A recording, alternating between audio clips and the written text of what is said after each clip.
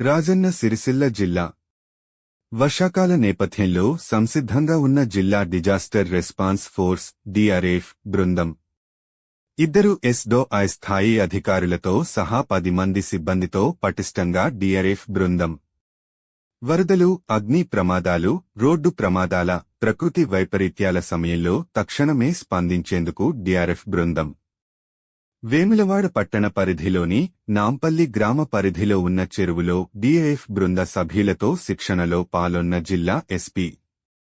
వర్షాకాలం దృష్ట్యా జిల్లా ప్రజలు అప్రమత్తంగా ఉండాలి.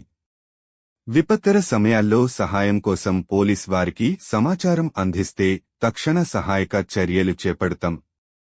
జిల్లా ఎస్పీ మహేష్ బి. గీతే ఐపీఎస్. వర్షాకాలం దృష్ట్యా భారీ వర్షాలు, వరదలు, ఇతర ప్రకృతి వైపరీత్యాలు జరిగినప్పుడు ప్రాణ, ఆస్తి నష్టం జరగకుండా 12 మందితో కూడిన జిల్లా డిజాస్టర్ రెస్పాన్స్ ఫోర్స్ డిఆర్ఎఫ్ బృందం 24/7 అందుబాటులో ఉండి తక్షణ సహాయక చర్యలు చేపడుతుందని జిల్లా ఎస్పీ గారు తెలిపారు. బుధవారం రోజున వేములవాడ పట్టణ పరిధిలోని నాంపల్లి గ్రామంలో గల చెరువులో భారీ వర్షాలు, వరదలు, ప్రకృతి వైపరీత్యాలు జరిగినప్పుడు తక్షణమే స్పందించి ఎలాంటి చర్యలు చేపట్టాలి అనే అంశాలపై ఇస్తున్న శిక్షణలో పాల్గొని డిఆర్ఎఫ్ బృంద సభ్యులతో కలిసి బోటు నందు ప్రయాణించి డిఆర్ఎఫ్ అధికారులకు, సిబ్బందికి పలు సూచనలు ఇచ్చి అత్యవసర సమయంలో వెంటనే స్పందించేందుకు సంసిద్ధంగా ఉండాలని సూచించారు.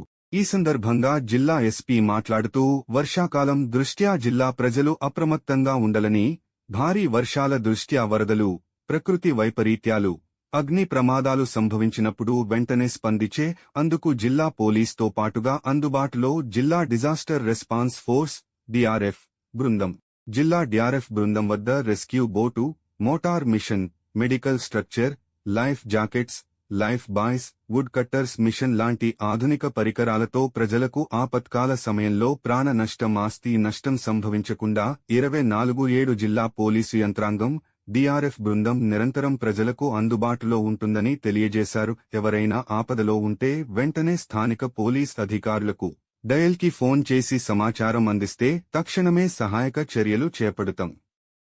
ఈ కార్యక్రమంలో వేములవాడ పట్టణ ఇన్స్పెక్టర్ వీరప్రసాద్, ఆవేలు రమేష్, యాదగిరి, ఆర్ఎస్ఐలు శ్రవణ్ యాదవ్, సాయి కిరణ్, రాజు, ఎస్ఐ ఎల్లగౌడ్, డిఆర్ఎఫ్ సిబ్బంది పాల్గొన్నారు.